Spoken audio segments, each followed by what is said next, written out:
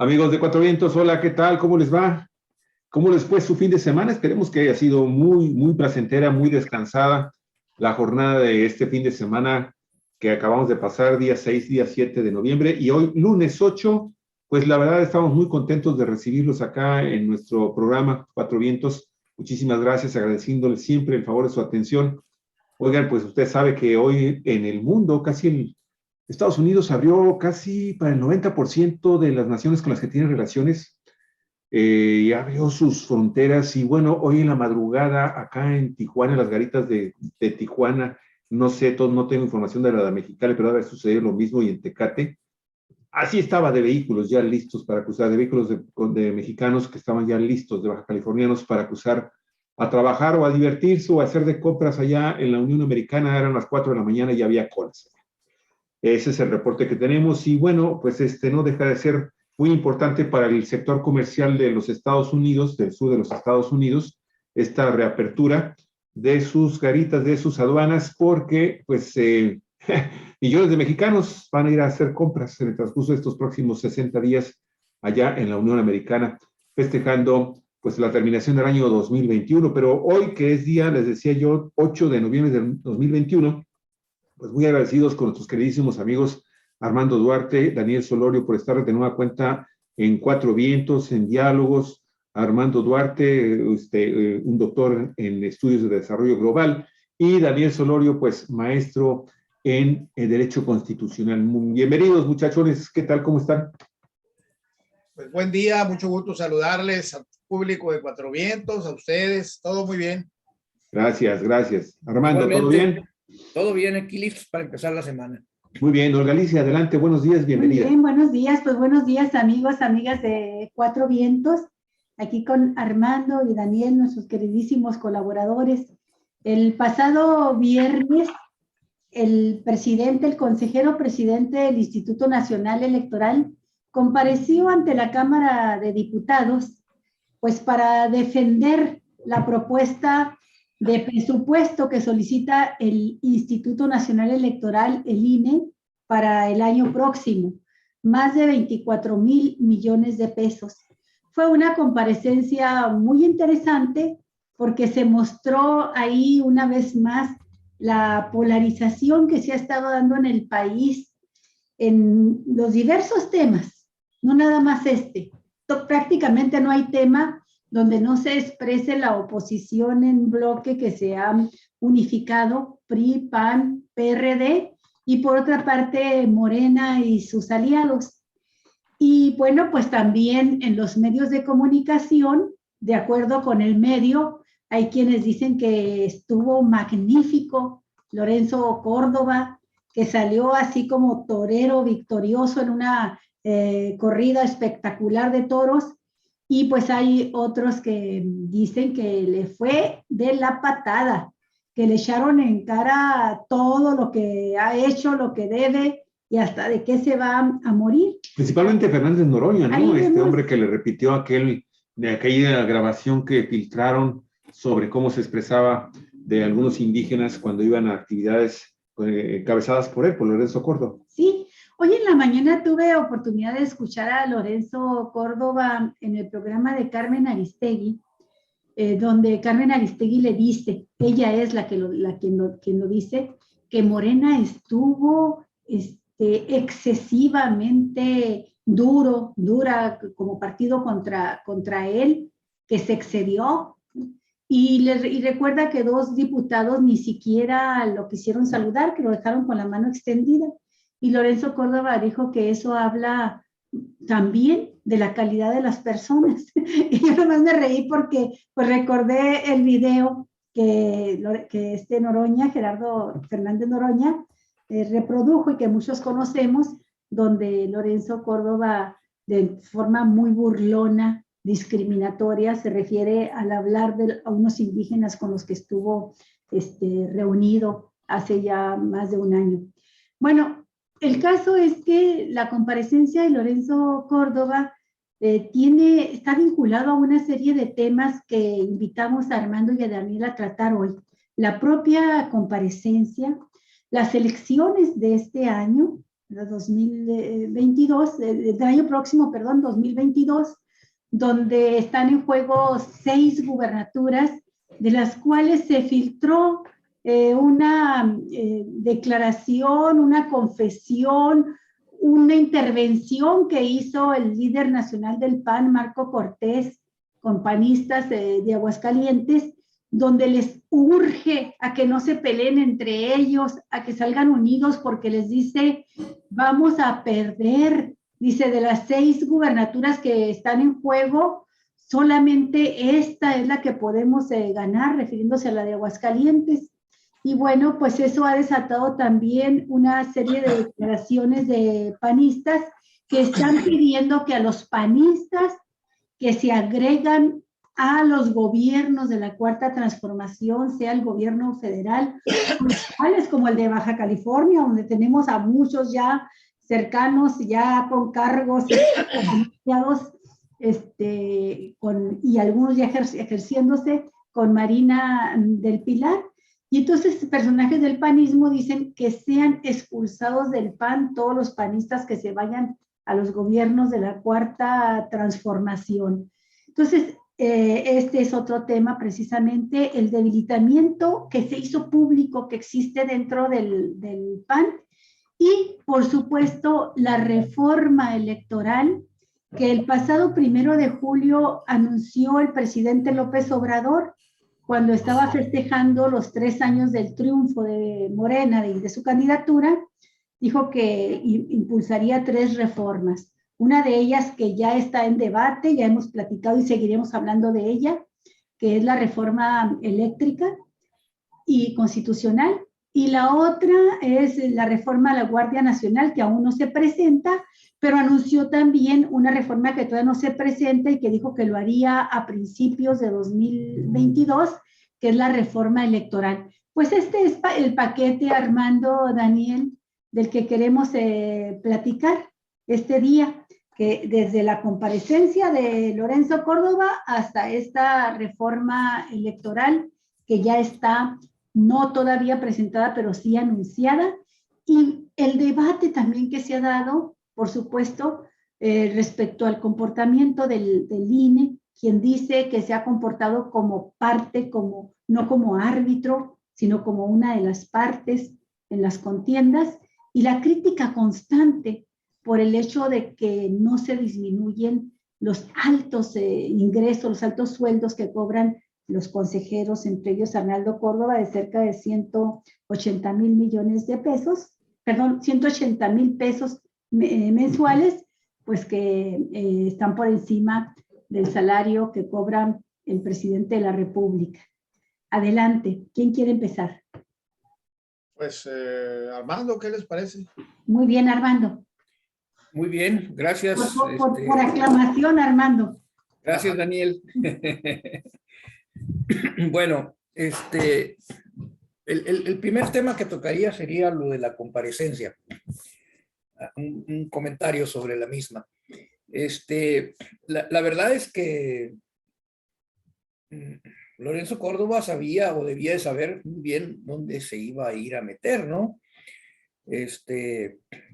Por todos los antecedentes que conocemos, que aquí hemos comentado, evidentemente existe una animadversión muy, muy pronunciada, muy clara, de parte del partido en el poder en contra, no del INE, de su presidente, algunos consejeros, por el papel que han jugado y que han llevado a esta institución a jugar en el marco de la lucha política que hoy se da en el país, ¿verdad? Hay que recordar, por ejemplo, que en este proceso que acaba de suceder ahora en el 2021, pues tengo entendido, pues, no sé si me equivoque, que hubo cerca de 50 candidaturas echadas abajo por el INE, todas de Morena y ninguna de los partidos del bloque opositor. Sí es. Entonces, esto evidentemente pues provoca la animadversión por parte de los miembros del partido Morena hacia el instituto, aunque yo debo decir que no es o no debiera ser al instituto en lo general, sino a la forma como este ha venido siendo conducido, finalmente. Recordemos que el INE es una institución que surge en este periodo que se conoció como la transición a la democracia y que tuvo como propósito el de sacar del control del gobierno la organización y la vigilancia del proceso electoral y ponerlo en manos de una institución del Estado, pero autónoma, ciudadanizada, se decía, ¿no? Y que en su momento tuvo un papel importante en este proceso de transición que se dio en el país, en donde se logró la alternancia en la presidencia de la República, en muchos estados de la República y en municipios. Y que abrió las puertas a este sistema de partidos que hoy tenemos. Y que hoy por hoy esta institución, y es digamos que una característica no solamente de nuestro régimen político, sino de todos o de muchos regímenes políticos en el mundo, la existencia de este tipo de instituciones electorales autónomas. Entonces, decir hay que acabar con el INE me parece que es un despropósito. Por más que el INE haya tenido una actuación cuestionable desde la perspectiva de alguna de las fuerzas en conflicto. Lo que sí es que hay que reconocer, pues, que en las últimas procesos electorales ha jugado un papel bastante lamentable, muy ajeno al que le dio origen o a la intencionalidad con que surgió el instituto. Simplemente hay que recordar el caso del 2006, por ejemplo, la vergonzosa actuación del Instituto Electoral en este proceso, y después de eso en muchos otros, en donde la laxitud de la aplicación de la ley, en aquel entonces estaban otras fuerzas en el poder, permitía que impunemente se violaran topes de campaña, en fin, un montón de cosas que se supone que este instituto debía de tener bajo control. Entonces, cuando él va a la Cámara de Diputados, una Cámara de Diputados con mayoría morena, pues sabía a qué se metía. Yo siento que es muy provocador Lorenzo Córdoba. Y luego el tema al que iba, ¿no? Un tema que tiene que ver con el presupuesto, cuando él ha sido uno de los promotores de que este instituto, cobijado en esta cuestión de la autonomía, pues simple y sencillamente decida no bajarse los sueldos. Y esto, bueno, obviamente tiene enojados a mucha gente, ¿no? Y no solamente a los legisladores, la gente común y corriente, cualquier persona que tú le preguntes cómo la ve con los sueldos que tienen los magistrados del INE, le dice uno a las personas lo que están ganando, la gente muestra su repudio, su rechazo, si no es que su enojo con esa circunstancia. Entonces, pues va a pelear un presupuesto, un proyecto de presupuesto que él propone para el instituto, con todos estos antecedentes, pues evidentemente que le iban a echar la caballada encima, ¿no? Ahora, ya viendo los videos de la comparecencia, la verdad es que a mí me dio, fue incómodo, ¿no? O sea, el nivel de crispación y de ofensa que se da, ¿no? Pues es que hay maneras, ¿no? Hay maneras de reclamar, hay maneras de decir las cosas, sin caer en la diatriba, en la descalificación, incluso a veces fácil y sin fundamento. Por más que haya elementos, a la hora de que lo dicen, no lo fundamentan, y entonces quedan así como lugares comunes. Entonces yo creo que sí, se merecía Córdoba este trato que le dieron, por una parte. Pero por otra parte sí me parece que a algunos legisladores se les pasó la mano. porque fueron, no hubo la forma, ¿no?, que debe de imperar en un parlamento en una circunstancia como esta. Entonces, yo adelantaría ese primer comentario. Muy bien. Daniel, ¿tú qué comentas respecto a esta comparecencia? Hay que recordar también que dentro del presupuesto que plantea Lorenzo Córdoba, pues está la cantidad que solicita para la consulta popular por la revocación o ratificación del mandato del presidente López Obrador según resulte la votación de que se realizaría el 27 de marzo próximo. Y esto también ha tenido mucha discusión porque pues hay quien señala que no se requiere tanto dinero para realizar esta consulta, que es mucho más sencilla que una votación presidencial, y la querían equiparar en costos con el gasto de una votación constitucional por la presidencia de la República, la elección de legisladores, etcétera, ¿no? Entonces, este fue otro de los temas también que se abordaron en la discusión de esta comparecencia, Daniel. Bueno, en primer lugar señalaré que estoy de acuerdo con Armando en lo que concierne a la agresividad directa contra la persona de Lorenzo Córdoba, porque sí hubo algunos diputados que se fueron al insulto directo y personal que no abona en nada a las formas democráticas. No quiero insistir demasiado en eso, pero creo que sí hay algunos diputados que fueron a insultarlo de manera directa. No abundo en eso. Un segundo punto que quiero señalar es que algo quedó de manifiesto en esa comparecencia. Lorenzo Córdoba ya casi es un candidato de la oposición.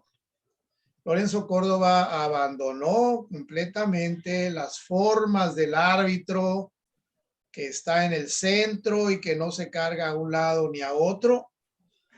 Y la comparecencia puso en relieve un Lorenzo Córdoba del lado de los opositores, del lado de la alianza PRI, PAN, PRD, defendido por ellos. Ustedes habrán observado cómo los panistas, en especial los panistas, estuvieron haciendo la defensa, no del INE, de la persona de Lorenzo Córdoba, haciendo constantes intervenciones, defendiendo a la persona de Lorenzo Córdoba, como si estuvieran perfilando un candidato para el 2024.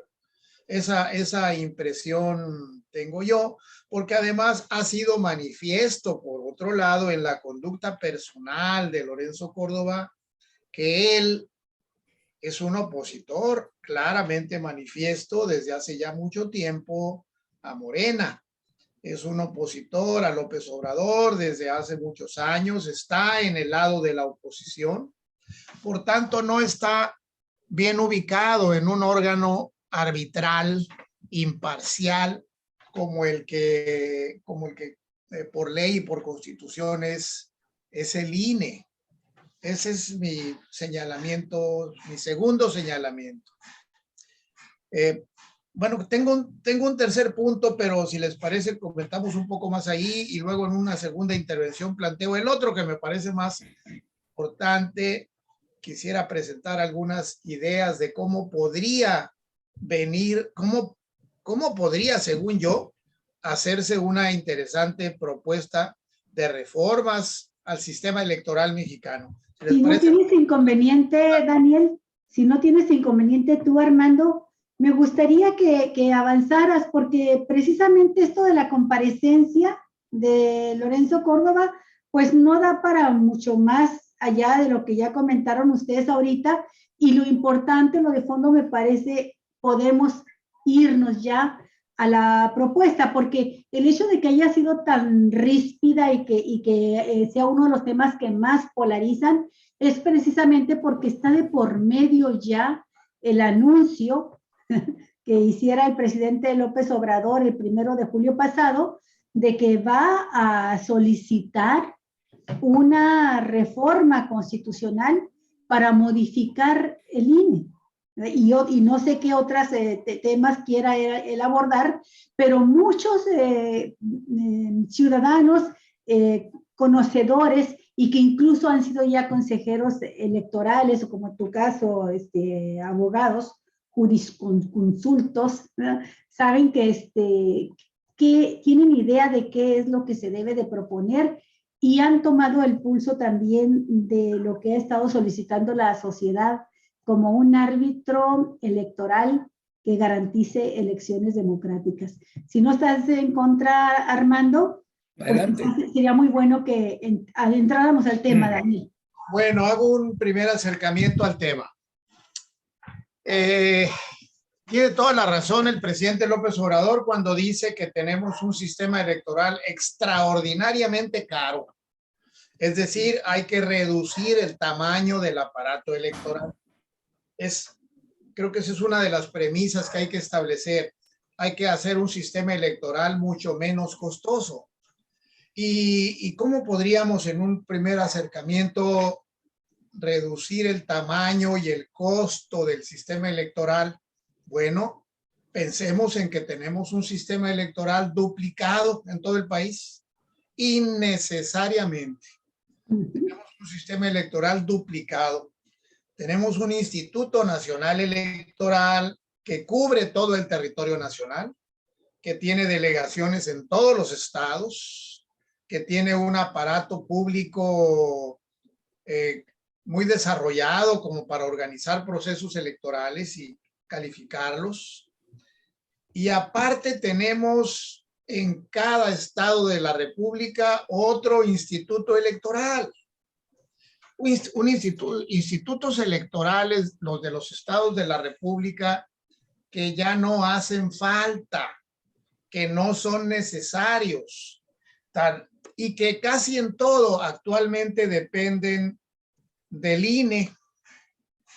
Casi en todo dependen del INE, porque muchas facultades que tienen los institutos electorales de los estados dependen del propio INE. Los nombramientos de los consejeros electorales de todos los institutos electorales de todo el país los hace el Consejo General del INE. Es decir, los institutos electorales de los estados ya es tiempo de desaparecerlos, ya es tiempo de borrarlos y darle al Instituto Nacional Electoral reglas de independencia de verdad, de independencia verdadera, de autonomía plena, para que organice las elecciones federales, pero también las elecciones de los estados. Por eso el instituto se llama nacional. El instituto no se llama Instituto Federal Electoral como se llamaba antes, para señalar que organizaba elecciones federales. Ahora se llama Instituto Nacional Electoral. La nación mexicana, el gobierno nacional, se constituye por dos grandes vertientes: la vertiente federal y la vertiente local, la de los estados de la República. Entonces hay que construir un órgano nacional que no dependa únicamente del gobierno federal, sino también de los estados, para que haga las elecciones todas, las federales y las locales.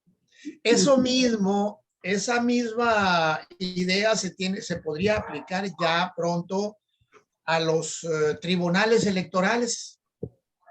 Recordemos que tenemos un tribunal electoral del Poder Judicial de la Federación que tiene una sala superior concentrada en la Ciudad de México, que por cierto su edificio es una verdadera fortaleza gigantesca, es una cosa increíblemente grande y costosa. Las instalaciones del Tribunal Electoral del Poder Judicial de la Federación en la Ciudad de México. Pero aparte hay salas regionales en muchos lugares de la República, en Guadalajara, en Hermosillo, en la propia Ciudad de México, en la zona sur. Hay ya un buen número de salas regionales del Tribunal Electoral del Poder Judicial de la Federación. Así está. Aparte, pues hay tribunales electorales en todos los estados de la República. Entonces, ya bien podríamos amalgamar de buena manera lo que hoy es el INE y lo que hoy son todos los tribunales electorales de los estados, y amalgamar por otro lado el sistema de justicia electoral propiamente dicho en un solo tribunal electoral del poder, un tribunal electoral nacional también. Si es que queremos mantener la idea de que debe haber tribunales electorales, que yo también lo pongo en duda. Daniel, ¿pudiera ser parte de la Suprema Corte? ¿Una sala especializada de la Suprema Corte? Podría ser una sala electoral de la Suprema Corte de Justicia de la Nación, una sala electoral. ¿Quién podría hacer eso? Algo más que hay que decir de esta recomposición de todo el sistema electoral, pues es que costaría mucho menos. Costaría mucho menos, y porque prescindiría de una burocracia absolutamente innecesaria, costosísima, que existe en la actualidad. Aparte de que, como ya se sabe, finalmente los tribunales electorales de los estados, por ejemplo, son un mero trámite. No tienen ninguna razón de ser ya. Los litigios se desahogan ante los tribunales electorales de los estados, pero todos los litigios, todas las sentencias que estos dictan pueden ser llevadas a los tribunales, al Tribunal Federal. Entonces, bueno, ¿para qué queremos tribunales electorales de los estados? Ya no son necesarios. Agrego algo más. Habrá que, esto yo lo digo sin saberlo muy bien, lo pongo en la mesa para ver qué opinan ustedes. Ya tenemos que implementar un sistema de voto electrónico, ensayar el sistema de voto electrónico, y no este sistema tan antiguo ya, que no sé por qué tenemos que seguirlo manteniendo. Ojalá que sí haya buenas razones para seguir manteniendo el sistema de voto en las urnas que hemos mantenido hasta hoy. No sé qué tan riesgoso sea en el mundo actual organizar una elección por voto electrónico en todo el país. No lo sé, pienso que sí hay modos de hacer una elección por vía electrónica sin necesidad de todo ese equipo de gente tan numeroso que se moviliza cada que hay una elección con grandes costos. Pues pongo dos ejemplos ya para terminar. El sistema que tenemos nos conduce a una litigiosidad enorme, una enorme litigiosidad, porque se califican las elecciones, luego vámonos a los tribunales y duran meses los litigios para saber quién ganó una elección. Algunos de ustedes tienen presente, igual que yo, que hace no tanto tiempo fue electo Macron en Francia. La elección fue un domingo y el jueves siguiente tomó posesión Macron. 5 días, 4 o 5 días de por medio entre el momento en que se celebra la elección y el momento en que toma posesión el electo. Yo no sé cómo son las elecciones en Francia, pero son 5 días y ya está tomando posesión. Lo mismo pasó un poquito después en Ecuador, un pequeño país de Sudamérica, que igual pasó un domingo, fueron las elecciones, 3 o 4 días después ya estaba tomando posesión el presidente electo. Bueno, eso es algo que tenemos que aprenderlo. ¿Por qué tenemos que seguir con un sistema que no aprovecha las ventajas de la tecnología? Supongo que la tecnología ya hay modo de tener un sistema electrónico con alta tecnología que impida los fraudes electorales, que por lo menos en las regiones del país donde no hay acceso fácil al internet, pues que ahí sí haya urnas, las tradicionales, pero en la gran parte, la mayor parte del territorio nacional, en las ciudades, por ejemplo, la elección se puede hacer bien por vía de informática. Pues ese es mi planteamiento, lo pongo a consideración de ustedes para ver qué dicen de esto. Oye, Daniel, lo que pasa es que también a veces se nos olvida que cuando en este país estamos hablando de una reforma, una necesaria, una urgente reforma de carácter electoral, se nos olvida que también tenemos que hablar de la necesidad de crear a la par, de una reforma política a fondo. Correcto. ¿Sí? Porque van las dos cosas tomadas de la mano. Desafortunadamente en México todavía no superamos el hecho de que todo lo que huela a política en este país lo complicamos. Claro. Le metemos mala vibra. Todo lo negociamos, todo lo posponemos. Y fíjate qué tan interesante, por ejemplo, el hecho de que tú estás proponiendo, bueno, pues vamos haciendo un solo INE, pero tú sabes lo que significa eso en los cotos de poder y en los cacicazgos políticos en los estados, en las regiones del país, lo que ello significaría. El caso reciente de Baja California, vimos este proceso electoral con tantas irregularidades, por decirlo menos, irregularidades. Yo creo que fueron cientos de irregularidades que se denunciaron por parte de los partidos políticos y de los actores políticos. ¿Sí? Muchos se presentaba directamente la protesta, el recurso en la queja, aquí en el Tribunal Electoral de Baja California. Es más, primero en el Instituto Nacional, Estatal de Baja California, y ahí empezaba todo ese proceso de poner a prueba la paciencia de los electores y de los que estaban haciendo una denuncia. Es increíble el tiempo que pasa y pasa y pasa. Y nos dimos, por ejemplo, vimos este ejemplo tan lamentable del caso de la usurpación de la personalidad indígena que hizo Miriam Cano. Entre otros. Que se resolvió ese tema faltando, creo que una hora, quizás menos, 40, 50 minutos antes de que iniciara la jornada electoral del día 6 de junio. O sea, ¿por qué? Porque ahí entonces intervienen todos los actores políticos, todos los que quieren meter mano negra para que una candidata, un candidato, un partido, otro partido, se queden finalmente con una posición.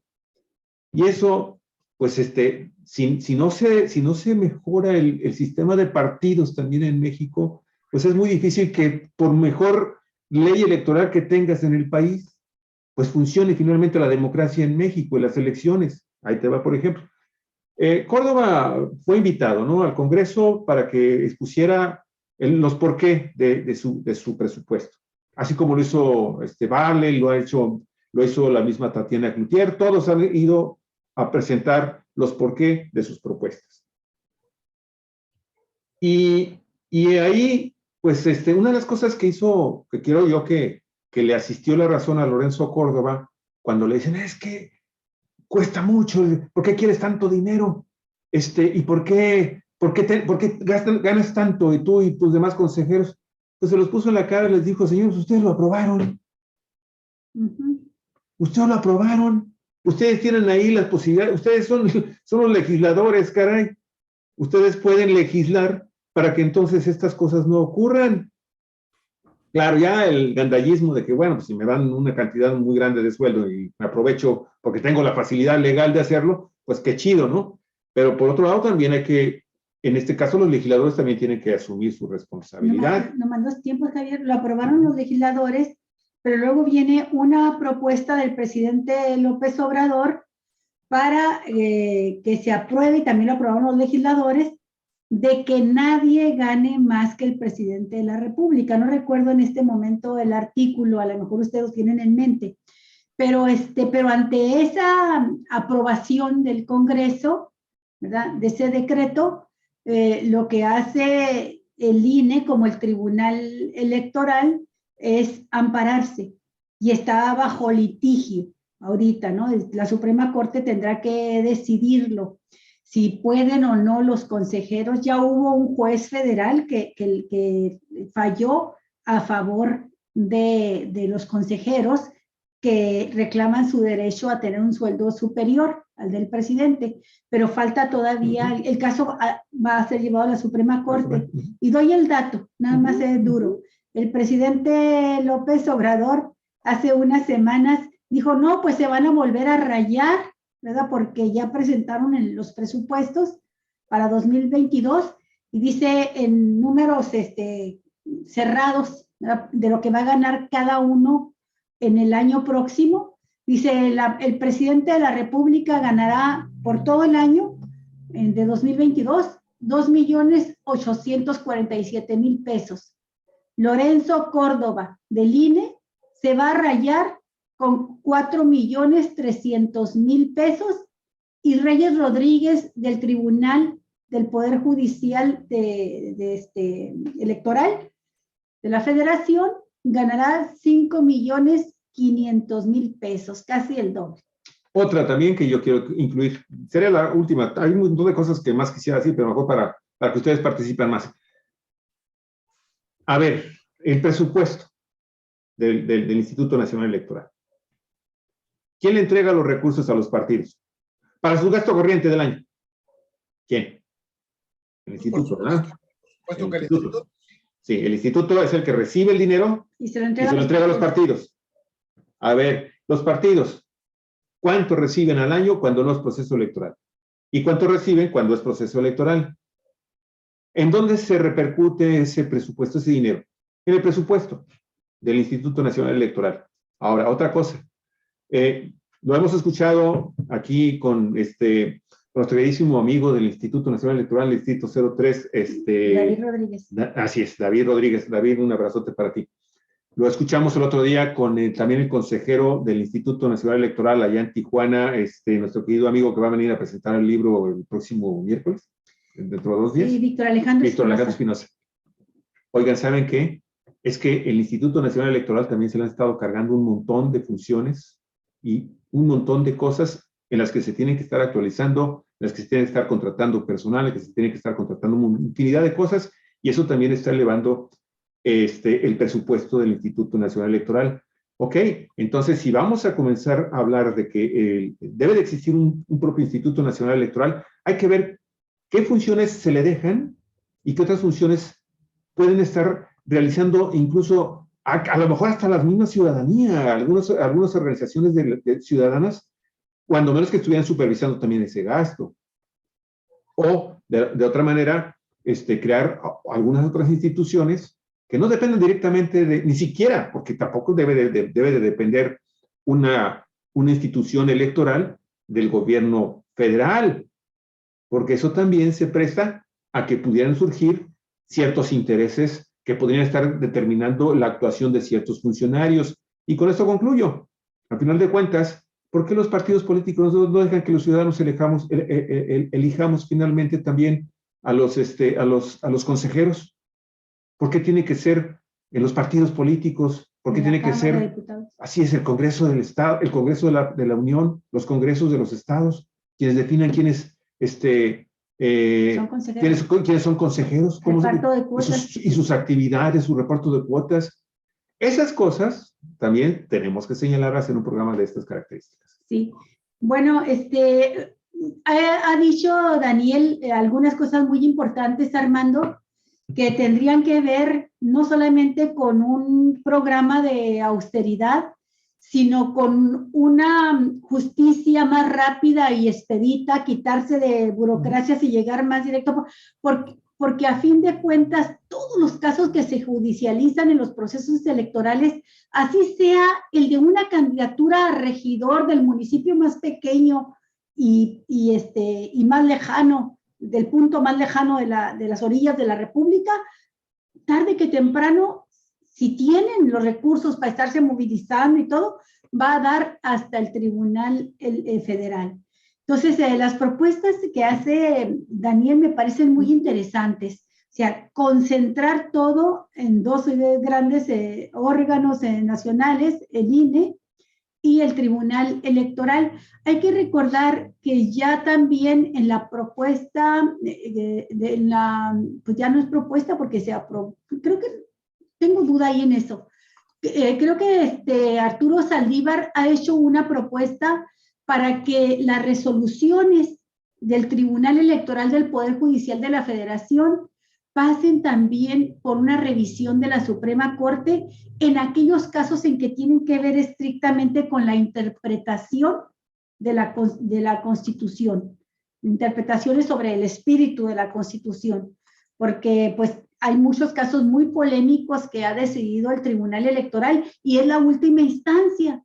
Y ahí te quedas tú con la duda, ¿verdad?, de si se habrá violentado o no a la Constitución. Armando, ¿tú qué piensas de esta propuesta, estas ideas que no solamente Daniel ha expresado, la hemos escuchado ya en algunas otras personas, que no va a dejar de ser polémica, pero que son muy interesantes, de concentrar en un solo órgano toda la organización de las elecciones y en otro las resoluciones, la judicialización de los procesos electorales? Así es. Pues mira, es todo un tema de la reforma, ¿no?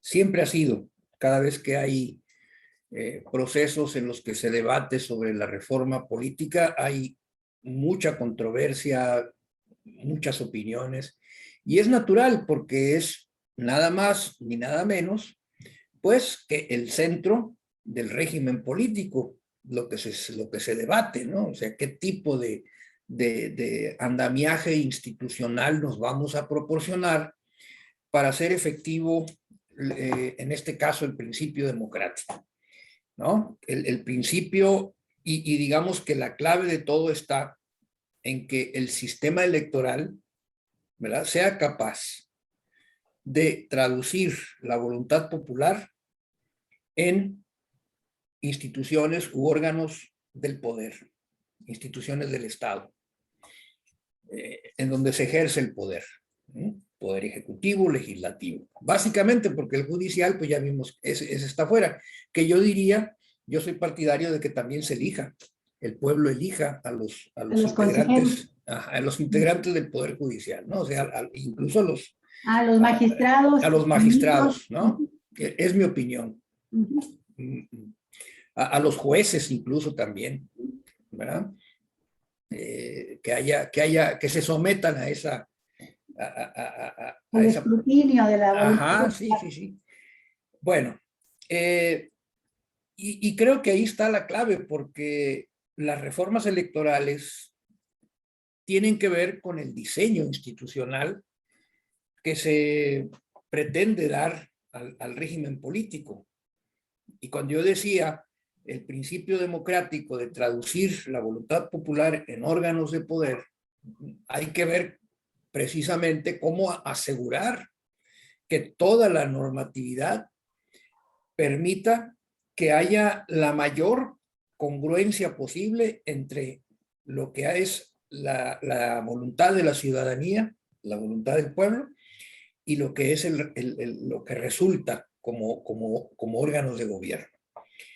Y aquí tenemos un problema que ha sido, digamos, uno de los temas que más se han debatido y que ahorita todavía está ahí, ¿no? Es el tema del tipo de democracia que queremos. Y entonces hemos visto que en las décadas pasadas, pues se ha venido instrumentando y consolidando un sistema de democracia representativa que a final de cuentas, ¿verdad?, en mi opinión, es un muy mal método de traducir la voluntad popular en órganos de gobierno. Porque resulta, y ahí está el caso, por ejemplo, de la reforma política, perdón, la reforma energética de Peña Nieto, que mientras que la gente piensa una cosa, las instituciones del poder hacen otra. Y entonces la voluntad del pueblo no se refleja en sus órganos de gobierno.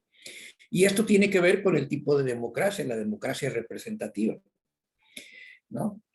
Y se ha estado impulsando que haya otras formas, otros mecanismos democráticos a través de los cuales el pueblo pueda digamos, tener una participación más activa, que es un problema. En sociedades tan complejas y grandes como las nuestras, la democracia directa, por ejemplo, es problemática. Pero bueno, hay mecanismos que se han venido desarrollando poco a poco. Ahorita tenemos esto de la revocación del mandato, que es un tema, ¿verdad? Tenemos el caso, por ejemplo, del plebiscito, ¿no? El referéndum, que están ahí ya establecidos en la Constitución como mecanismos propios de nuestra democracia, pero que a la hora de la instrumentación todavía están dejando mucho que desear. Entonces, esas cosas son las que tienen que considerarse en la cuestión de la reforma política. Sí, cierto, es importante, por ejemplo, también ver los detalles, ¿no? Es decir, a ver, un solo sistema, de acuerdo, pero creo que también hay que definir las cosas más de fondo, lo que yo considero que es esencial, ¿no? Sí. ¿Cómo aseguramos a través de una legislación, un conjunto de normas, pero también de instituciones derivadas de las mismas, un mecanismo que permita que la decisión, la opinión, la voluntad de los ciudadanos se convierta en gobierno y no como hemos tenido hasta ahora? Un mecanismo a través del cual finalmente las élites políticas y económicas siguen dominando a contrapelo de la voluntad ciudadana. Sí, Armando, y luego cuando se habla de esto se menciona la posibilidad de crear este tipo de observatorios ciudadanos que hagan un trabajo de vigilancia, de inspección, pero hasta ahorita la mayoría de este tipo de observatorios que se constituyen como asociaciones civiles, pues provienen de intereses de la oligarquía, son empresarios o proempresarios o grupos de ultraderecha, la inmensa mayoría, los que se han constituido en este tipo de observantes, ¿verdad? Y denunciantes de lo que consideran malas acciones de gobierno y entran al rejuego político ya y terminan inclinándose a favor de una de las fuerzas, sea la gobernante cuando los suyos están en el gobierno, o sea la opositora cuando está en el gobierno alguien que no los representa, no se sienten representados por ellos. Esto es muy importante porque todo lo que mencionas pues nos tiene que llevar a una mayor participación ciudadana. Y estamos en un país donde la participación ciudadana se ha reducido a ir a votar el día de las elecciones, y en algunos estados como Baja California con altísimos índices de abstencionismo, ¿no? Entonces necesitamos, por ejemplo, ahora que viene la revocación del mandato, el 27 de marzo próximo, y con esto vuelvo a la comparecencia de Lorenzo Córdoba. Él planteaba que el éxito, el buen trabajo que se puede desarrollar para esta consulta, pues el instituto estima que se tendría un costo no menor de 3,830 millones de pesos y le pide a los diputados que lo aprueben. Hay que recordar que la vez pasada que se hizo la consulta popular para ver si los mexicanos queríamos o no que se sometiera a un juicio a los expresidentes de la República, Córdoba y los demás consejeros simplemente dijeron, no se nos da más dinero, entonces ponemos una mesa de votación aquí, otra mucho más allá, otra más alejada, y bueno, pues votaron un porcentaje muy bajo en relación con lo que se requiere, que lo que demanda la Constitución, para que tuviese carácter vinculatorio. Se requerían más de como 34 millones de personas y fueron 7 millones de personas a votar. Ahora que viene la revocación o ratificación del mandato, pues también estamos así como cómo va a actuar el INE. Lorenzo Córdoba dice que va a actuar profesionalmente con una organización de alta calidad, como dice él, ha sido siempre, pero es fundamental lo que va a suceder el día 27 de marzo, que se lleve a cabo este nuevo ejercicio de participación ciudadana. Me gustaría también, si quieren de pasada, hablar de este tema y de las elecciones que vienen en marzo, en junio próximo, que son los 6 estados de los que el PAN, sabemos por lo que se reveló, que da por muerto la posibilidad de triunfo en 5 de ellos. ¿Cómo la ven? Bueno, si me permiten. Sí, Armando. Mira, tú acabas de mencionar ahorita algo que tiene que ver con lo que yo mencionaba y que es muy importante cuando hablamos del tipo de régimen democrático que queremos para el país. Dices tú, es que la gente entiende que solamente hay que ir a votar cada tanto tiempo y se desentiende de las cosas y que tenemos altos índices de abstencionismo, gobiernos ilegítimos en consecuencia, que no, verdaderamente no representan a la ciudadanía. Bueno, esa es la clave. ¿Qué tipo de Instituto Nacional Electoral necesitamos? Uno que se dedique única y exclusivamente a ver el proceso democrático como en su aspecto instrumental, es decir, organizar la elección, tener los representantes ciudadanos en las casillas, tener todas las casillas instaladas, que se cuenten los votos. ¿Es solamente eso? A ver, ¿y el tema de la cultura política? Sí.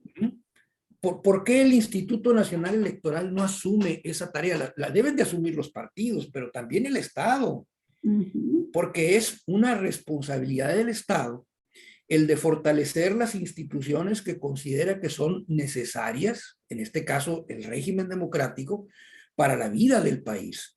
Y entonces, ¿cuánto destina el Instituto Nacional Electoral a los programas de desarrollo de la cultura política del país? Pues prácticamente nada. Todo se le va en financiar a los partidos y en sostener el enorme aparato burocrático que implica la concepción instrumentalista de lo que es el Instituto Nacional Electoral. No realiza una actividad de educación que es fundamental desde mi punto de vista, porque la democracia se basa en la existencia de una ciudadanía informada. El comportamiento político de las personas tiene que ver con la cultura política, como el comportamiento normal tiene que ver con la cultura predominante, la cultura de una sociedad, porque la cultura no es sino el filtro a través del cual los ciudadanos interpretamos los fenómenos políticos y tomamos decisiones de participar. Si no hay cultura política, no entendemos. No podemos nosotros comprender qué es lo que pasa y en consecuencia decidir de qué manera vamos a actuar. La gente no va a votar y es un problema, y ahí están las evidencias, un problema de cultura política. En México tenemos un déficit enorme en este sentido, porque los regímenes anteriores estaban basados precisamente en la marginación política de la gente. No les interesaba promover la participación ciudadana. Las elecciones eran un ritual que se hacía cada 6 años para legitimar a un gobierno que ya se sabía quién iba a ser. Y la gente, es un problema fuerte y que requiere de una intervención fuerte, profunda, que debe de hacer, en mi opinión, el Instituto Nacional Electoral. Y no lo tiene en su radar. Yo me sumo totalmente a tus comentarios, Armando. A mí me gustó mucho cuando hablas de la necesidad de modificar, de cambiar, de reformar la Constitución mexicana para que en lugar de que tengamos una democracia representativa tengamos una participativa. Híjole, me pongo a pensar en todos los intereses que se van a oponer, iniciando los partidos políticos, iniciando los primeros que van a protestar van a ser los partidos políticos, y de ahí hacia abajo o hacia arriba. Pero lo cierto es que yo me sumo totalmente, a mí me fascina cuando tú platicas sobre el tema de democratizar a este país, tomando en consideración la participación de todos. Eso es fantástico. Pero, por otro lado, tienes mucha razón, también nos hace falta mucho en aprender la cultura democrática, mejorar nuestra forma de concebir nuestras vías de comunicación política y de ejercicio político día con día. Y ahí, pues, tendríamos que empezar también, incluso desde nuestros hogares, desde nuestras casas, porque muchas veces, no sé si recordarán, Daniel, Armando, Olga, que de repente en una casa, de repente el papá, la mamá o el abuelo son priistas y todos son priistas porque son priistas. Y ahí nadie puede hablar, pues, de hecho, eso provocó un enorme rompimiento en las campañas de 2006, cuando se polarizó tanto el tema de López Obrador, de que era un peligro para México. Recuérdense cómo familias enteras terminaron enemistadas. Pero me voy a lo elemental, a lo más básico. ¿Y por dónde también empezar? Híjole, es que son tantos los frentes en donde se tienen que comenzar a hacer acciones ya concretas para aterrizar esto de lo que tú estás proponiendo, Armando, que me parece lo mejor que le podría suceder a este país. Es la vida democrática interna de los partidos también. ¿Sí? Hemos escuchado todas las broncas que traen todos los partidos. Tienen severísimas crisis el Partido de Acción Nacional. Tiene severísimas crisis. Bueno, el PRD casi ya está desaparecido, el PRI ni se diga. Morena tiene una bronca interna muy fuerte. Y precisamente me llamó la atención hoy el portal Reporte Índigo trae una entrevista con Marco Fuentes. A lo mejor tú lo conoces, Armando, a lo mejor tú lo conoces, Daniel. Marcos Fuentes, quien se presenta en el Foro Nacional de Militantes de Morena, ¿sí? Quien en esta entrevista con este portal confió en que el partido pueda llevarse las 6 gubernaturas incluso nos sirve como para entrada para el tema, del 2022, no solo por los dichos del dirigente panista, de Marco Cortés, que podrían afectar la integración de este frente opositor, que está también en grave crisis, ¿no? Pero también dice de Morena, dice, y que tiene que ver también con la democracia interna de este partido. Se debe construir una poderosa estructura electoral que no tuvimos. No tuvimos una estructura política con la cual intervenir en realidad porque no funciona el Comité Ejecutivo Nacional. No tenemos comités en funciones en los estados y por lo tanto no tenemos estructura municipal. Es el momento ideal para reconstruir esa estructura y con ello avanzar para no solamente ganar gubernaturas, sino impulsar un cambio.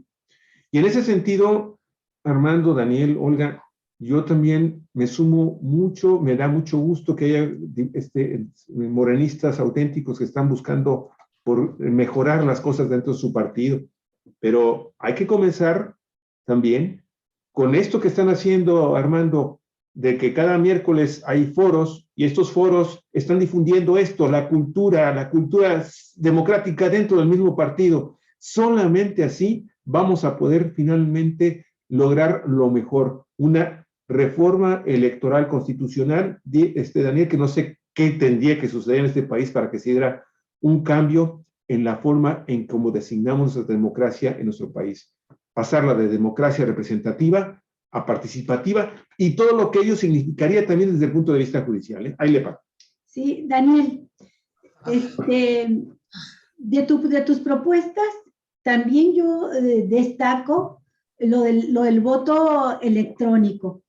Y hay que ver, por ejemplo, que ahora como una forma, un mecanismo de garantizar un voto auténticamente democrático, que se respete, que no se viole, ¿verdad?, la voluntad de quien va a votar. Así se va a instrumentar para elegir al líder del sindicato petrolero, del Sindicato Nacional de Trabajadores Petroleros de la República. Entonces, creo que puede haber el mecanismo del voto electrónico con seguros, ¿verdad?, para que te garanticen que sea efectivo. Esto del voto electrónico ya lo propuso en una plática que tuvimos con él, el doctor Víctor Alejandro Espinosa, y más todavía, él proponía, coincide contigo, en la desaparición de estos órganos locales electorales. Menciona, nos recordó que las OPLES y todo este rollo surgió a partir de una negociación electoral del PAN que condicionó su aprobación de la reforma energética y otras reformas estructurales de Peña Nieto a la reforma electoral que el panismo quería. Y hemos escuchado opiniones de autoridades del INE, locales. El propio licenciado David Rodríguez nos ha dicho que en realidad se vinieron a duplicar funciones y que se le quitaron otras al INE que podía realizar en los estados. Y la bronca de los órganos electorales en los estados, como el Tribunal Electoral, es que sin importar el signo partidista del gobernante en turno, lo cierto es que actúan de manera muy caciquil y la mayoría de los magistrados locales no les importa decidir sentencias que violentan la Constitución, y una y otra vez ha sucedido que a nivel federal les corrigen la plana, ¿verdad? Revocan las sentencias de los tribunales locales y no pasa nada, siguen los magistrados como si nada. No hay un mecanismo que diga, hey, ya cuando te pasas de 3 o tantas veces donde cometes el mismo error, pues quiere decir que no funcionas, que estás mal. No, ahí siguen supeditados a los gobernantes en turno. Entonces, este es el problema también de los órganos locales, Daniel, y por eso me gusta ahondar en lo de la propuesta que tú mencionabas, agregando la opinión del doctor Espinosa, quien agrega un dato más, dice, las elecciones pueden ser muy económicas. Él tiene muchísimos años ya trabajando como consejero, participando como consejero electoral, y dice, federal, y dice, las elecciones se pueden realizar incluso suprimiendo todo esto de las mesas seccionales, se pueden crear centros de votación. Dice, y no tiene que ser una mesa en cada sección electoral, porque no te encuentras una muy pegadita de otra, una casilla. Y si se pueden crear centros de votación con un buen estudio, por supuesto, de la densidad poblacional de cada lugar, dice, y te abarataría muchísimo los costos. Menciono el dato porque creo que sí es posible ambas cosas. Por un lado, buscar la austeridad, y por otro lado, fomentar la participación ciudadana y fomentarla en los términos en que los mencionó Armando Duarte, que desde los partidos también y desde los órganos electorales se cumpla con la función de estar haciendo esa campaña constante, sistemática de formación política y de llevar y de motivar a la gente a que vaya a votar. Por ejemplo, ahora que fue la consulta, la primera vez en la historia que se nos consulta algo y que vamos a ver si queremos o no que se juzgue a los expresidentes, el órgano electoral, el INE, no hizo cero campaña sobre la importancia de que la gente fuera a votar a las mesas que puso de votación.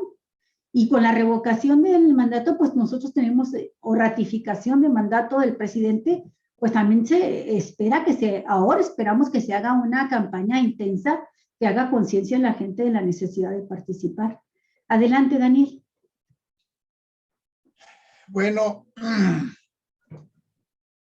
pues no sabemos todavía qué es lo que va a proponer la iniciativa del presidente de la República. Se conocerá hasta entrando el año, me parece. 2 meses ya estaremos sabiendo qué propuesta manda el presidente de la República para la reforma electoral. Pero lo evidente es que tenemos un sistema electoral duplicado sin necesidad. Órganos electorales llamados OPLES y tribunales electorales en cada estado de la República, en todos los estados de la República, lo cual implica una cantidad grande de millones de pesos para sostener esos aparatos. Pero además, en cada estado de la República tenemos una delegación, por decirle de algún modo, delegación regional del INE. Tenemos también en cada estado un INE, también ahí lo tenemos, en todos los estados de la República. Tenemos en todos los estados de la República un tribunal electoral cuyas sentencias nunca son definitivas y que siempre van a los tribunales, al Tribunal Electoral del Poder Judicial de la Federación. Un sistema duplicado inútilmente. Habrá que señalar Hay quienes dicen que eso no se puede admitir porque atenta contra el federalismo, que se considera un atentado al federalismo y que por el contrario, hay quienes dicen que por el contrario hay que volver al sistema del año 95. El año 95 es el único año en que estuvo vigente un sistema electoral en que cada estado manejó su propia elección. El instituto electoral de cada entidad federativa organizaba y calificaba su elección y tenía un tribunal electoral que era la última palabra en los litigios electorales. Ese sistema duró solo un año, únicamente un año. Yo lo tengo muy presente porque en ese año me tocó ser magistrado de la sala de apelaciones del Tribunal Electoral de Baja California. Entonces, las sentencias que nosotros dictamos, los magistrados de la sala de apelación ya no tenían, como dicen las viejitas, ya ni Dios Padre, ¿verdad? Ni Dios Padre las podía corregir. Entonces, resulta que en el año 95, en ese mismo año, pues en Puebla, el Tribunal Electoral de allá dictó una sentencia que le dio el triunfo al PRI, en un municipio muy importante que está pegadito al estado de Puebla, que es el municipio de Huejotzingo. Huejotzingo es un municipio pegadito al municipio de Puebla. A media hora sales de Puebla y en media hora ya estás en el pueblo de Huejotzingo en automóvil. Entonces, allí el Tribunal de Puebla dictó una sentencia en que le dio el triunfo al PRI en el municipio de Huejotzingo, y el panismo de todo el país hizo un berrinche horrible. Tomaron el aeropuerto internacional de la Ciudad de México, cerraron las avenidas para impedir el paso al aeropuerto. Y les dolió muchísimo a los panistas, hicieron un gran berrinche y lograron doblar a Zedillo. Zedillo propició ya para el siguiente año una reforma a la Constitución, según la cual las sentencias de los tribunales electorales de los estados serían impugnables ante el Tribunal Electoral Federal. Y por eso se nos duplicó también el sistema judicial electoral. Entonces, bueno, lo evidente es, tenemos un doble sistema electoral innecesario. El argumento federalista ya no tiene asideros en el mundo actual. Ese argumento federalista no tiene asideros en el plano electoral, porque ya todo el sistema electoral de los estados está en manos del sistema federal, ya es un esqueleto nada más. Los consejeros del Instituto Electoral de cada estado de la República son nombrados por el Consejo General del INE. El INE lanza la convocatoria y se apuntan y se van a México y los entrevistan, y allá en México los nombran a todos los consejeros electorales de todos los estados de la República. Lo mismo pasa con los tribunales electorales. Los tribunales electorales de todos los estados de la República tienen magistrados que son nombrados a través de una convocatoria que emite la Sala Superior del Tribunal Electoral del Poder Judicial de la Federación. Es decir, ese tribunal tiene funciones judiciales, claro, pero tiene funciones políticas de nombramiento de magistrados. Entonces, es un chiste. Esta duplicidad que tenemos ahora es un mal chiste, porque todo depende de los federales, pero queda el mero esqueleto para aparentar que somos un país que respeta el federalismo. No tiene sentido eso ya. Yo si tuviera oportunidad de hablar con el presidente López Obrador, le propondría incluir en su iniciativa de reformas la desaparición de los sistemas electorales del orden estatal y afianzar un Instituto Nacional Electoral que tuviera independencia de a de veras, que tuviera autonomía de a de veras, que fuera no un órgano federal, sino ya como su propio nombre lo indica, un órgano electoral nacional, y que igual y que igual el tribunal electoral fuera un tribunal electoral nacional para que resolviera cualquier litigio. Y si eso lo acompañamos del sistema de voto electrónico, con un mecanismo seguro, por supuesto, un mecanismo a prueba de algoritmos, a prueba de los algoritmos famosos que en el año 2012 hicieron presidente a Peña Nieto. Bueno, tendríamos un sistema electoral.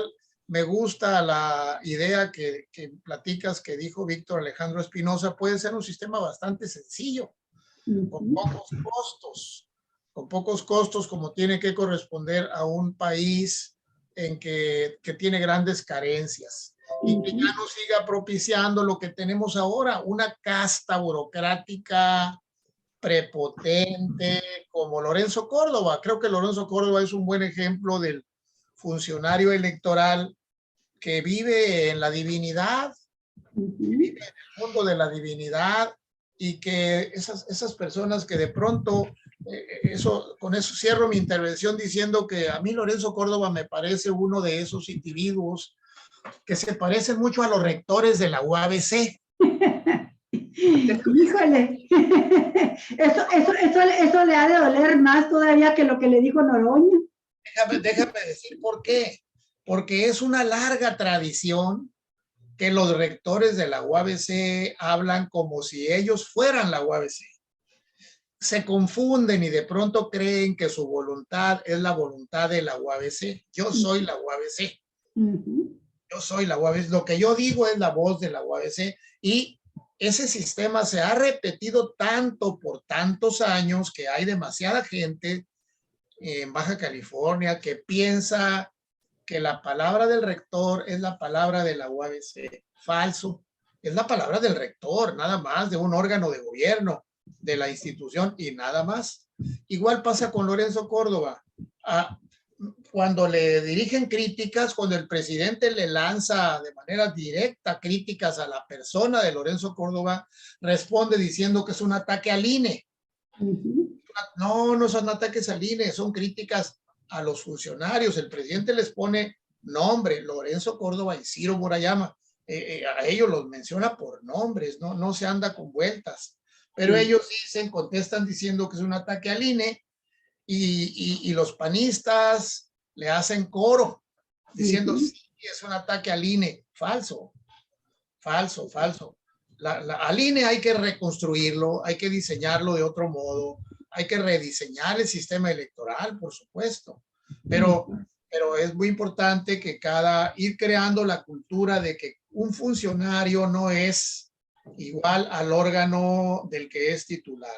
Cada quien, igual como López Obrador no es México, igual que Marina del Pilar Ávila no es Baja California, nomás es la gobernadora. Pues esa es mi intervención, Olga. Armando, se nos fue Javier. Sí, no, ahorita regresa, tiene que atender un asunto aquí afuera que nos tocaron la puerta. Pero, Armando, dime. Tenemos las elecciones en puerta de 2022, y esta declaración tan interesante de Marco Cortés de que no aspiran a más de una, decía que quedan por perdidas 5 de 6 gubernaturas. Al respecto, yo lo quiero ligar con algo que mencionaste al inicio de este programa, que independientemente de las formas, y que pueden ser muy criticables, la manera en que algunos diputados se dirigieron a Lorenzo Córdoba, este INE dirigido, capitaneado por Lorenzo Córdoba, canceló unas 50 candidaturas nada más a Morena en el pasado proceso electoral, y ha tomado una serie de acciones que lo han hecho ver, dicen sus críticos, más como una parte en contienda junto al bloque gobernador en contra de Morena, que como un árbitro. También Lorenzo Córdoba llegó provocador al debate, a la comparecencia que duró más de 5 horas. De entrada pidió que se leyera un cuento, ¿no?, de un libro de cuentos de fútbol, donde salen, entre otros cuentos, uno de Eduardo Galeano, donde dice que entre más odiado es el árbitro, más se le necesita. Así con esa frase entra, sabiendo que es, dando por hecho que es odiado. Yo digo, pues no se refería solo a los legisladores, seguramente se refería también a gran parte de los morenistas del pueblo en México. No sé si sea odio o sea reclamo, pero vienen estas elecciones, Armando, y van a estar dirigido al INE por Lorenzo Córdoba, y hay esta expectativa del PAN de derrota. Lorenzo Córdoba, si no sucede una reforma aprobada que salga del INE, estará ahí hasta abril de 2023. Entonces, si no me equivoco, por favor, si me equivoco, corrígeme, estará ahí hasta entonces. Ya no le tocará la elección de 2023, que es la del Estado de México, que es muy importante, y entraría esa elección, si se realiza la reforma, con un nuevo INE. Este es el marco de referencia que tenemos para las contiendas próximas, y claro, va a depender de lo que se decida en el Poder Legislativo y sea aprobado en caso de impugnación en la Suprema Corte, en el Tribunal Electoral, no la Suprema Corte, ¿verdad? Es quien decidiría en este caso. ¿Cómo ves tú el panorama? Sí, yo veo un panorama bastante difícil, árido para la oposición. No obstante que los percibo muy firmes en su decisión de continuar aliados en un bloque en contra de Andrés Manuel y del gobierno de la Cuarta Transformación. Su objetivo fundamental es descarrilar este proceso de cambios y tratar de recuperar, de regresar al viejo régimen. Y de entrada, ese objetivo político los limita bastante como para poder lograr recuperar el poder, porque están poniendo toda la apuesta en que la gente le dé la espalda al gobierno de la Cuarta Transformación, mostrando sus fallas, sus errores, lo que ellos consideran pues que se está haciendo mal. Y con eso tratar de que la gente diga estábamos mejor antes y por lo tanto hay que regresar. Me parece que eso ya no va a ser posible. La gente, la mayor parte del pueblo de México ya no quiere regresar a un régimen como el que tuvimos anteriormente. Debieran estar trabajando la oposición en superar la propuesta de Andrés Manuel, en todo caso ofrecer desde su base ideológica y doctrinaria una propuesta novedosa. No están ofreciendo, no proponen nada nuevo. Incluso con el agravante de que en términos globales, en términos mundiales, su proyecto, que es el neoliberalismo, pues está totalmente dejado de lado hasta por las propias oligarquías financieras. Están repensando en esto del reset del capitalismo, ¿no? Bueno, yo veo un panorama muy complicado para ellos. Si a eso le sumas que buena parte de su capacidad de gestión política, es decir, de poder llevar a actividades que les redunden en votación, estaba fundada en los poderes locales, en las gubernaturas, en las presidencias municipales, y que han perdido la mayoría de ellas, pues se reduce todavía más la posibilidad de que ellos puedan utilizar esos mecanismos para poder salir adelante.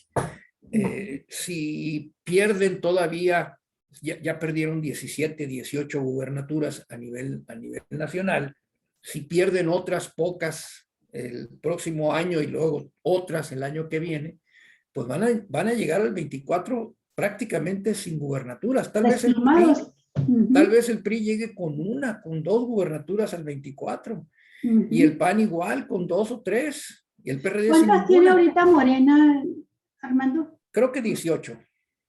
18 gubernaturas contando De la 32. de San Luis Potosí. Sin contar la de San Luis Potosí. Ok. Bueno, tienen 18 me 17 y parece. 18 gubernaturas. Ajá. ¿Cuántos años lleva Morena como partido? No, pues tiene desde el 2014. 2014, 6 años, 7 años.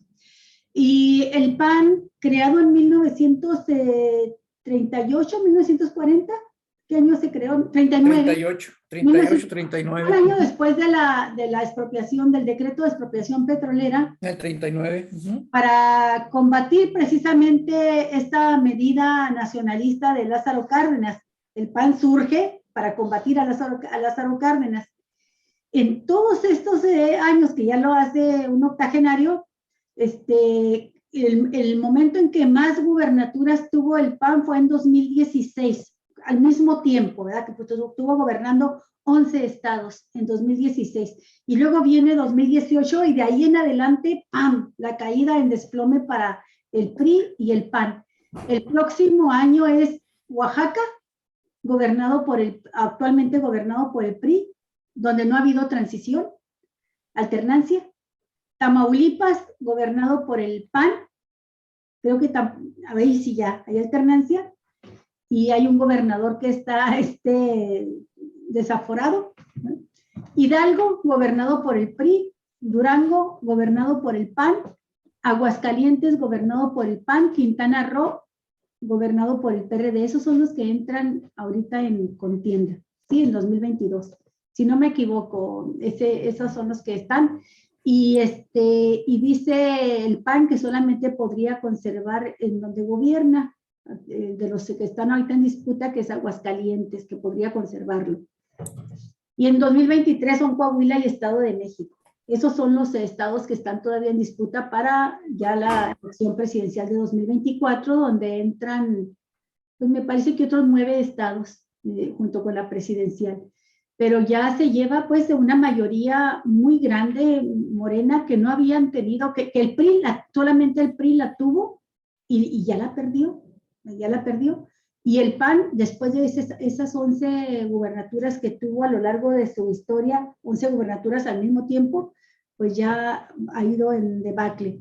Esto te habla de una fuerza avasalladora por parte de Morena, pero que contrasta mucho con un partido que no ha sido pues capaz de estructurarse, formar estructura y crear fuerza como partidista, como para ponerse a la cabeza también de las iniciativas, ya no políticas, que esas emanan mucho directamente de la presidencia de la República, sino de este trabajo que te referías tú, Armando, de organizar y movilizar a la sociedad para una democracia participativa, para arropar las propuestas de la 4 transformación que vienen de la presidencia, e incluso también para impulsar desde el propio partido a veces una defensa más a la izquierda y más cercana a la gente, como por ejemplo la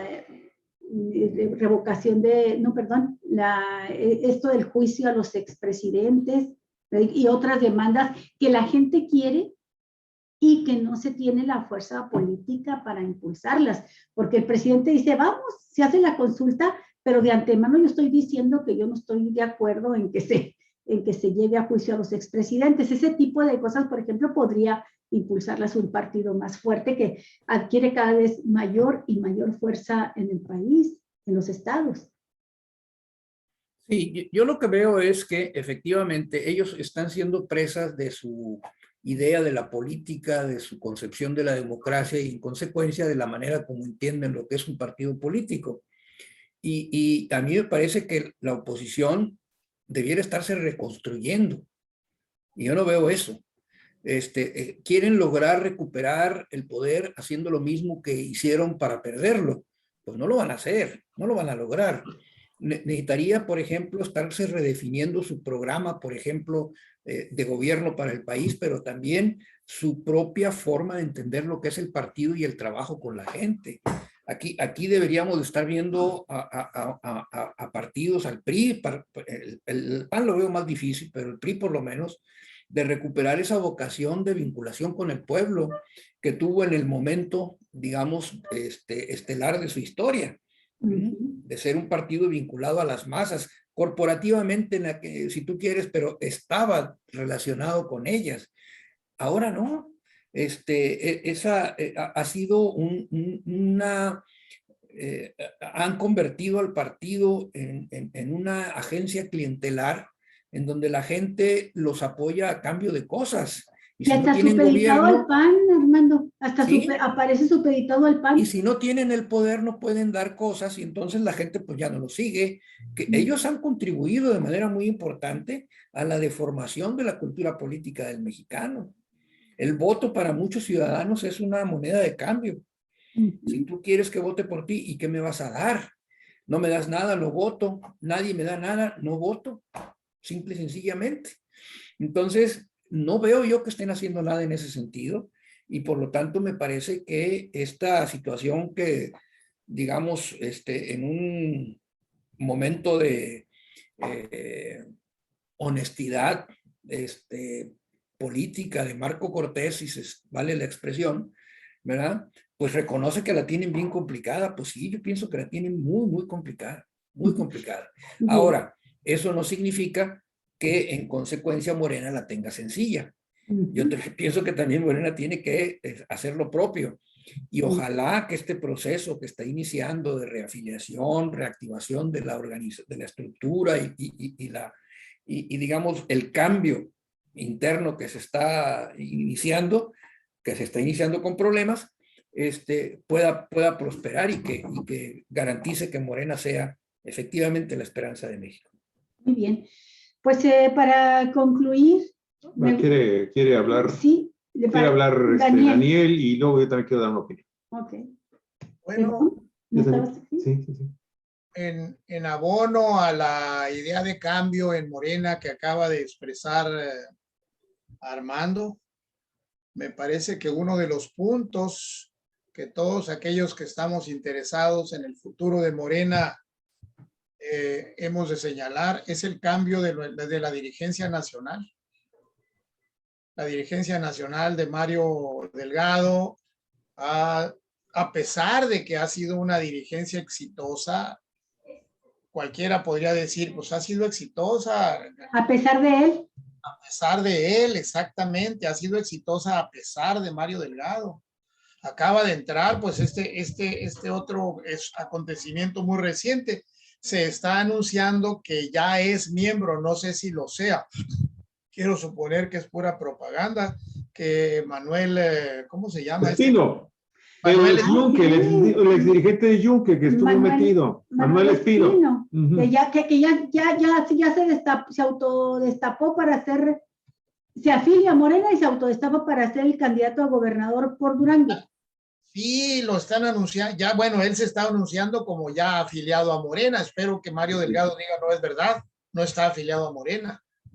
Oiga, Manuel Espino está denunciado desde hace muchos años en el libro de Mario Delgado, de Álvaro Delgado. El de Álvaro Delgado como uno de los Yunque. Yunque. Y ahora lo admitimos en Morena. Espero que sea falso, que ya se afilió a Morena. Pero bueno, a propósito del cambio. Sí. Eso es lo que yo precisamente iba a comentar, mi estimado Daniel. Yo quería aportar que dentro de estas cosas que desencantan a los ciudadanos todos los días, es esa falta de congruencia y esa falta de principios por encima de los oportunos, de la gente que está buscando simple y sencillamente encontrar un recohueco dentro de los padrones electorales de los partidos políticos para sumarse a ellos y abandonar los barcos que se hunden, abandonar el PRD, abandonar el PAN-PRI, la gente que estaba en el partido que veía con muy buenos ojos, vamos a ponerlo así, señor senador Monreal, Fuerza por México, pues ya todos están ahora otra vez de nueva cuenta acá en gobiernos del Estado. O sea, ese tipo de situaciones golpean durísimo. Sí. Y yo iba a comentar esto que acaba de suceder hace días, y Mario Delgado, nada, con esto termino, mi estimado Daniel, Mario Delgado, son las 11:05 tiempo de Baja California. No ha dicho, oigan, ¿saben qué? Eso que dijo Manuel Espino no es cierto, ¿eh? Calladito. Sí, nada más recordar también que Manuel Espino fue de los primeros panistas que en 2018 o 17, 18 se sumaron convocaron a votar por López Obrador.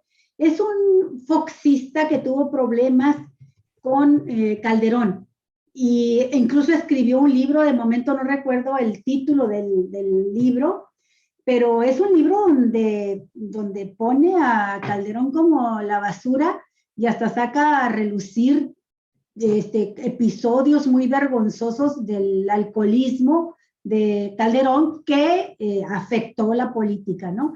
Y la manera autoritaria en que dirigió al partido.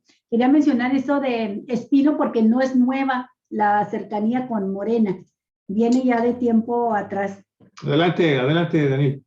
Otro punto que no quiero dejar pasar es también un debate sobre quién tiene que formar parte de los equipos de colaboradores de los gobiernos emanados de Morena.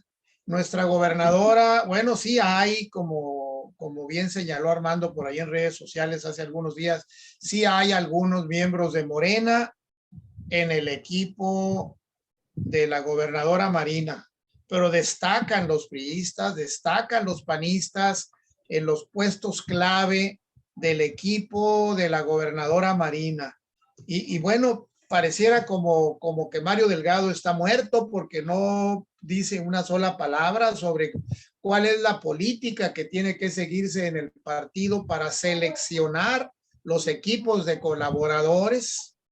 En este momento en Baja California hay una ola de inconformidad entre la gente que promovió voto parejo para que ganara Marina, voto parejo para que ganaran todos los candidatos de Morena, y ya hubo un gran éxito en esa campaña, hubo un gran éxito del López Obradorismo en Baja California, pero tenemos un equipo alrededor de la gobernadora con muchos panistas y muchos priistas redomados, demasiado conocidos.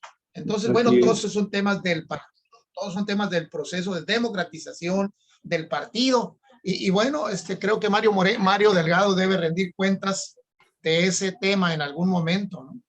Mira, te estoy poniendo en pantalla, estoy compartiendo en pantalla una entrevista que subió ayer por la noche, sin embargo, precisamente con Mario Moré. Y ve nada más el encabezado. O sea, como que da risa. Algunos que quisieran privilegios se creen dueños, dice Mario Delgado. Mira, el burro hablando de orejas. Bueno. El burro hablando de orejas. Mario Delgado Carrillo, presidente nacional de Morena, aclaró en entrevista que el partido es el del pueblo, y por lo tanto no existen las corrientes. Ajá. También se dijo confiado en que la figura del presidente López Obrador los cobijará en 2024, claro, donde espera que aspirantes como Claudia Sheinbaum, Marcelo Ebrard y Ricardo Monreal dejen de lado sus intereses personales y antepongan los del partido. Y esto lo dijo después de que el canijo escritor Paco Ignacio Taibo le dijo, oye, ¿sabes qué? Si no puedes con el partido, renuncia. Lo quería compartir, mi estimado, porque sin embargo, esta entrevista no tiene, ya las leí, y créeme, hace rato estaba dando unas leíditas, ya la compartimos en Cuatro Vientos. Créeme que está muy, muy interesante y es de alguna forma algo que está diciendo de lo que tú quieres conocer sus puntos de vista. Sí, y no hay que olvidar que Jacob, junto con Mario Delgado, se llevaron a un personaje político muy importante en Baja California, se lo llevaron y ahí está haciendo con ellos, y ahí está haciendo trabajo como asesor en la Cámara de Diputados, por cierto, con un sueldo superior al que gana López Obrador, a propósito de eso, de que algunos quieren privilegios y se sienten dueños de los partidos, pues ahí lo tiene. Y es un hombre que es un operador político. Y cuando hablamos del PRI, de este tipo de priistas, ya hablamos de un PRIAN, o sea, ideológicamente están muy derechizados. Gente como Castro Trenti está muy derechizada también, y ahí está. Manuel Espino aparece en los archivos de Wikileaks. Dentro de las organizaciones no se ha hablado mucho de ello, pero forma parte de esta organización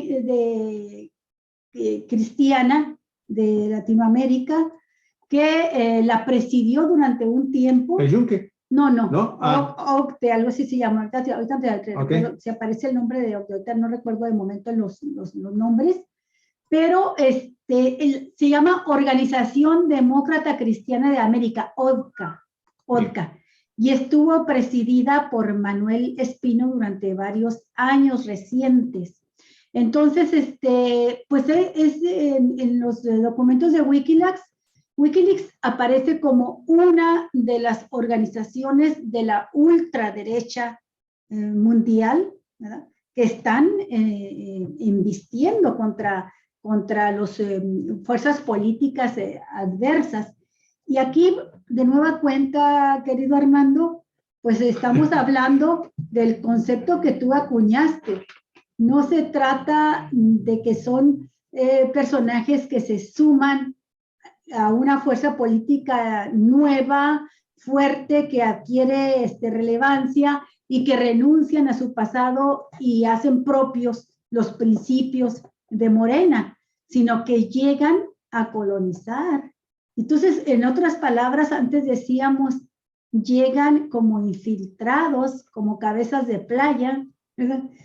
Y lo quiero mencionar porque sí, es una fuerza ascendente y puede el PAN perder como partido 5 de 6 o las 6 gubernaturas, pero con panistas, llegan panistas, o como el caso, por ejemplo, de Chihuahua, donde Morena logra una fuerza electoral muy importante, no gana la gubernatura, la gana una panista, pero está en Ciudad Juárez como presidente municipal, pues un cuate que toda su vida fue panista, hasta que se peleó con Javier Corral y se viene ahora a Morena, ¿no? Después de haber estado en Movimiento Ciudadano. ¿Qué piensas tú de todo eso, Armando? Y vamos cerrando ya con estas últimas intervenciones. Ahí está Espino, ya con el uniforme de Morena, Ya con el chalequito, como hemos visto aquí a muchos con su chaleco morado, man. Ahí está. Algunos lo vemos hasta con la olla y el martillo tatuados. Para que no te quede duda, mi estimado Daniel. Sí, así es. ¿Sí? Ok, adelante. Sí, bueno, lo que yo pienso es lo que ya he mencionado en ocasiones anteriores, ¿no? Morena está en este proceso de consolidación como organización política en la que todavía se tienen que definir muchas cosas. Y en este proceso de transición, estos acontecimientos no me espantan. Entiendo que así sucede. Cuando una persona se afilia a un partido, jura, ¿verdad?, como cualquiera, pues cumplir con su declaración de principios, sus estatutos y su programa de acción. Aquí habría que ver esos aspirantes a Morena que consideran que ponerse el chaleco o firmar la solicitud ya les da la categoría de ser miembros del partido. Ser miembro del partido se gana y se tiene que demostrar en la práctica. Entonces, creo que Morena haría bien en establecer adicionalmente a su proceso de afiliación un mecanismo para que, pasado un cierto tiempo, se depurara el padrón electoral a la vista de los hechos. Es decir, quién realmente está cumpliendo con cumplir, ¿no?, los estatutos, el programa de acción y los principios del partido. Y el que no, pues lo sentimos mucho, pero ahí nos vemos. Porque el derecho de afiliación, pues es un derecho constitucional. El partido no puede decirle a alguien que llegue a afiliarse, oye, tú no te puedes afiliar. Obviamente hay ciertas restricciones, pero sí, pues sí, nos reservamos el derecho de admisión. Pues, si así es. Exactamente.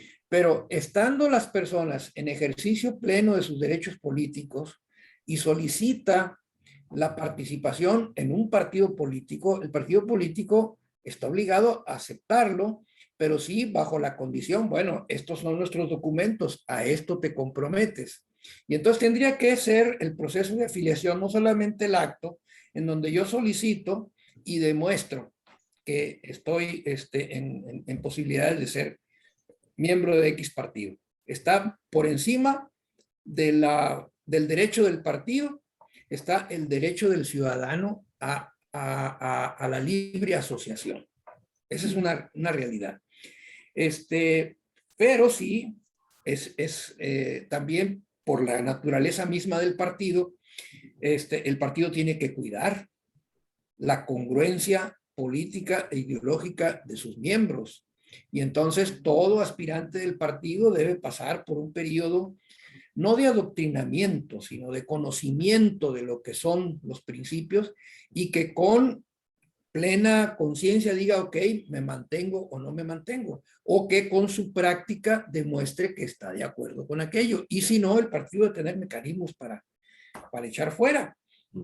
En el proceso de afiliación que hay ahorita en Morena, se firma una solicitud, ¿verdad? No por el hecho de firmar la hojita, ya estoy dentro, es una solicitud. Y el partido revisa esa solicitud. Una cosa que debe de revisar es, a ver, tú no tienes compromiso con otra organización política, no estás afiliado a otro partido político, y entonces se compulsa con el padrón de los otros partidos, es algo que el INE también realiza, y entonces si Armando Duarte solicita su afiliación a Morena, pero fui militante del Partido Acción Nacional, por decir algo, y no me he dado de baja y sigo apareciendo, no puedo ser miembro de Morena, ¿no? Me niegan el registro o no me aceptan mi solicitud como militante. Eso es lo mínimo. Pero junto con eso, y eso es algo que se está planteando hacer, es que cada aspirante al partido pueda recibir un curso de capacitación acerca de lo que es Morena. Y en todo caso la persona le diga, ay, ¿me quedo o no me quedo? Y si se queda, bueno, ya sabes qué es lo que tienes que hacer, ¿no? Eso es algo que digamos, hay que todavía realizar. Normalmente hasta, bueno, cómo se hacían las afiliaciones, ¿no? Ponían una mesa en la calle y el que llegue lo afiliaban, así nomás. Hay que analizar esos procesos y hay que perfeccionar esos procesos. Ahora bien, yo creo que con el tiempo la militancia de los partidos políticos se convierte en el principal vigilante de que las cosas se hagan como por lo menos los documentos básicos señalan. Y entonces todas estas situaciones que se están presentando, decía yo hace un rato, no me sorprenden, pero también creo que hay una base ya militante morena que ha tomado conciencia de estas cosas y que está vigilante de esta situación y que está actuando y que a lo mejor no se nota mucho porque se nota más mediáticamente lo que diga Mario Delgado, las expresiones que se puedan hacer por parte de algunos miembros, pero de que hay una actitud crítica y vigilante, la hay. Y de ello es expresión lo de Paco Ignacio Taibo, el Foro Nacional de Militantes, las asambleas de militantes que hay en Baja California. O sea, en Morena hay actividad, no está echado en la hamaca, como dicen algunos, con los brazos cruzados, pero son procesos, yo así lo entiendo. Hay una dialéctica dentro de esta situación, no es una cosa así mecánica de que si esto dice el estatuto así se tiene que hacer, no, son procesos y hay una lucha interna, como en todas partes, por la hegemonía de las diferentes corrientes. Bueno, vamos a ver qué resulta. Muy bien. Okay. Pues si tienen algún último comentario, Daniel, por favor, si fueras tan amable. Ninguno. No, por mi parte ya nada. Ok. Armando. Es todo, estamos bien. Nos vemos la próxima semana. Muy bien, pues bien. Un poquito alargado el programa, pero alcanzamos a ver toda esta miscelánea de temas Muchas gracias, Armando Duarte, Daniel Solorio. Muchísimas gracias por una colaboración más, por sus análisis aquí en Cuatro Vientos. Nos vemos el próximo lunes. Y aquí con ustedes, amigos, amigas, pues compartan el programa. Si les interesó, compártanlo con sus contactos en las redes sociales. Hagan fuerte el periodismo analítico, crítico, libre e independiente. Recuerde, Cuatro Vientos, el periodismo en red. Hasta pronto. Hasta pronto. Hasta luego.